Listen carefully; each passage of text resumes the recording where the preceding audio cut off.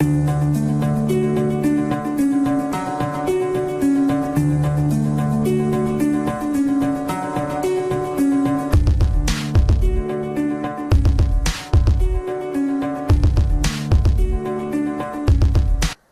what's up YouTube? This is Game on Cloud 9 here, and today I'm here to bring you guys a new Bleach chapter 541 prediction. And everybody clap it up for Kubo. Please, clap it up for Kubo, because honestly, Juha Bach, he's done a fantastic job with handling him and really connecting him as a villain. Honestly, I've never expected Juha Bach to be this much of an interesting villain when we first got him. I figured he was going to be pretty straightforward.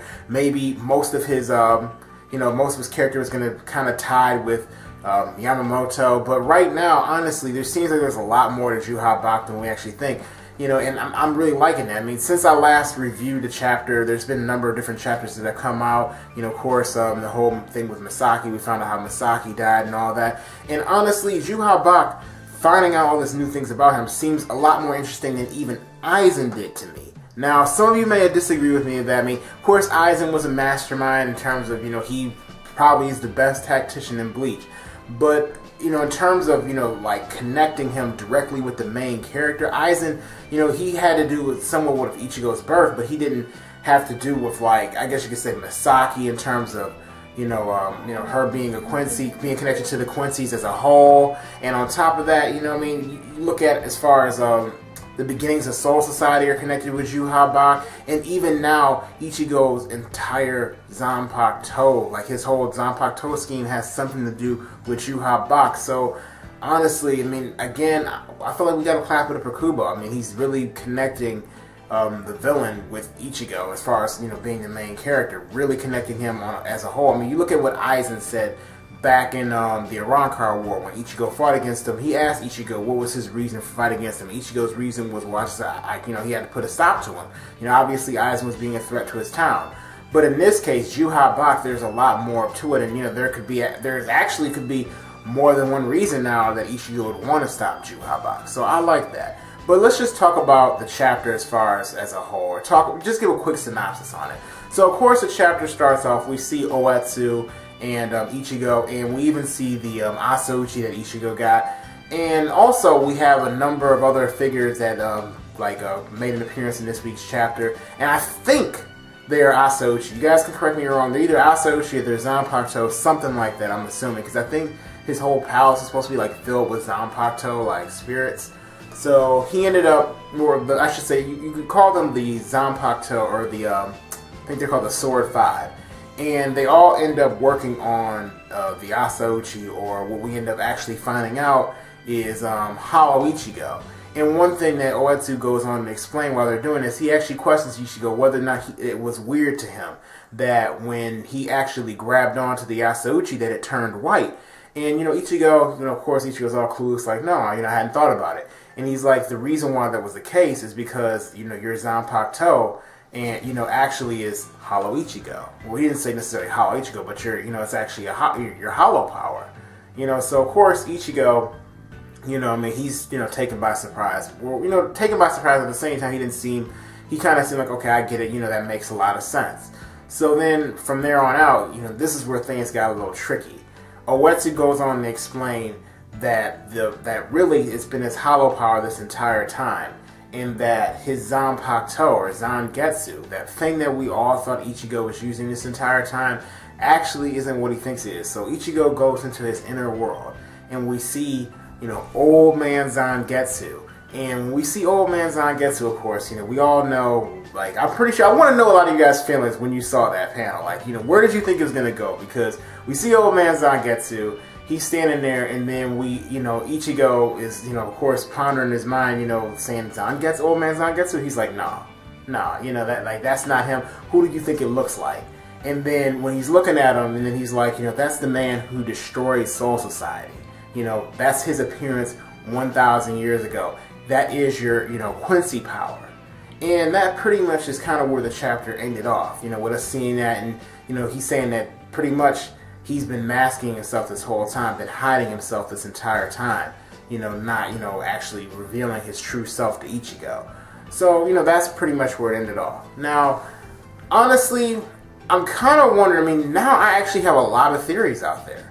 This chapter really made me think a lot more about Juha Bach, and actually not even just about the connection between him and Ichigo, but a connection between him and a lot of other characters. I even have a theory now about Juha Bach and the Spirit King, which I'll make probably a video about talking about, because honestly, I mean, Juha Bach, there's, you know, I mean, Kubo, the way he's handling his series right now, I feel like with Juha Bach and the Quincy's, anything can really happen right now. The whole 1,000 year thing, I mean, who knows what it... I mean, I'm really curious as far as what actually happened 1,000 years ago, what brought about Juha Bach's end. And not only that, but now we know the fact that, you know, Ichigo has like a weird looking, or I guess you could say, a Juha Bach figure in his body. So I don't know if maybe Juha Bach took a piece of his soul at one point and inserted it into Ichigo, and maybe, you know, like he did that in order to keep watch over Ichigo, or maybe take his powers at some point.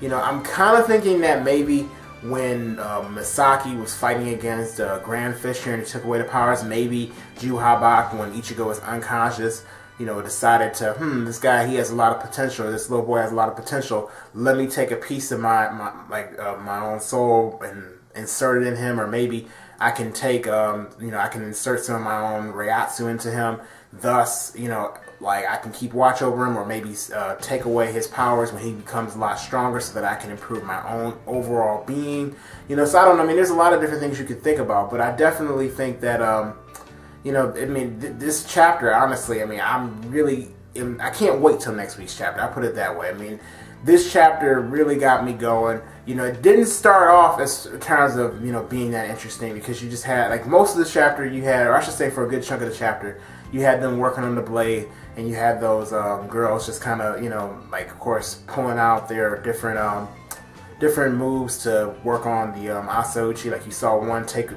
break her tooth off and like turn into a mallet. You know, they started hitting on it and like blowing fire and all that. So I didn't really care about that part as much. But when we got into the plot twist and finding out about that, you know, I always thought when Juha Bach first made an appearance, I remember saying, he looks a lot like Hollow Ichigo, not Hollow Ichigo, but Zangetsu. And I'm pretty sure a lot of you guys said the same thing. In fact, I remember a lot of people saying the same thing. And for a little bit, I held on to that and thought, oh, maybe, you know, there is something there. Maybe there's some kind of connection. Later on, I kind of let go of it. And actually, he didn't look as much as Zangetsu to me later on. But then now, when they brought it back up, I'm like, okay, you know, obviously now, you know, like, you know, we see it's the truth. So, I mean, I actually wonder as far as Ichigo's powers, how they're going to turn out now. Did Ichigo actually unlock his true Zanpakuto ability, since it seems like his hollow powers have been acting as his, you know, Zanpakuto in a sense, which means that, you know, has he really truly tapped into his Shinigami powers? You know, I don't know. I mean, there's a lot of things, and a lot of different theories we can all come up right now. You know, definitely can't wait to get some explanations, because, you know, I mean, this definitely does get, you know, us as Bleach fans really thinking. Anyway, I hope you guys enjoyed this video. As for what I think is going to happen next chapter, I mean, pretty much anything can happen at this point. I hope that, I know we're going to probably continue on with a flashback, definitely. And maybe Oetsu will even go.